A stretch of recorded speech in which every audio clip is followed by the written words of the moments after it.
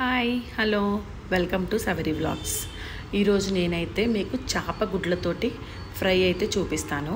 చాలా ఈజీ అండి, ఏం లేదు. ఇది శుభ్రంగా జనని కడిగేసి క్లాత్ ఒకటి తీసుకొని ఆ క్లాత్లో మొత్తం ముద్ద కట్టేశాను. ఇది ఎందుకు ముద్ద కట్టాలి అని అంటే విడిగా వేసి ఉడకపెడితే మొత్తం విడిపోతుంది. సో అలా కాకుండా ఇలా వాటర్లో వేసి ఇలా క్లాత్లో కట్టి వేడి నీళ్ళల్లో పెట్టి ఒక 10-15 నిమిషాలు ఉడకనివ్వండి. ఉడికిన తర్వాత అది తీసి బయటికి తర్వాత దాన్ని కొంచెం క్లాత్లో నుంచి ఓపెన్ చేసేస్తే కాస్త ముద్దలాగా ఉంటుంది. దాన్ని కొంచెం పెద్ద పెద్ద పీసులుగా కట్ చేసుకోండి. ఎందుకంటే మనం కళాయిలో పెట్టి తిప్పుతుంటే అది మొత్తం పొడి పొడి అయిపోతుంది.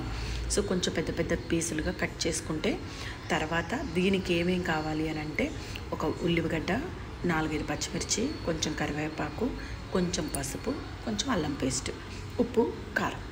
సో ఇప్పుడైతే నేను పొయ్యి మీద బాండీ అయితే పెట్టేశాను. సో పసుపు అయితే వేసాను, తర్వాత సన్నగా తరుక్కున్న ఆనియన్స్ వేసాను, తర్వాత పచ్చిమిర్చి, తర్వాత కరివేపాకు, కొంచెం అల్లం పేస్ట్. ఇవి కొంచెం బాగా కొంచెం ఏగనివ్వండి, కొంచెం గోల్డ్ కలర్ వచ్చేంత వరకు ఏగిన తర్వాత, ఎందుకంటే జన ఆల్రెడీ ఉడకపెట్టాం కదా, సో త్వరగా ఉడికిపోతుంది. ఇప్పుడు మనం ఆ జన ఏదైతే ఉందో అది మొత్తం ఆ కళాయిలో వేసేయండి. సో వేసిన తర్వాత అది కొంచెం ఒకసారి తిప్పండి, కానీ పొయ్యి దగ్గరే ఉండండి. నేను అలా పొయ్యి పక్కన పెట్టి ఇల్లు వచ్చేసరికి కొంచెం మాడేసింది, అడుగంటేసింది అనమాట.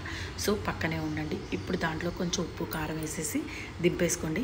ఫస్ట్ మా నాన్నగారికి పెట్టాను, చాలా బాగుందన్నారు. మీరు కూడా ఒకసారి ట్రై చేయండి.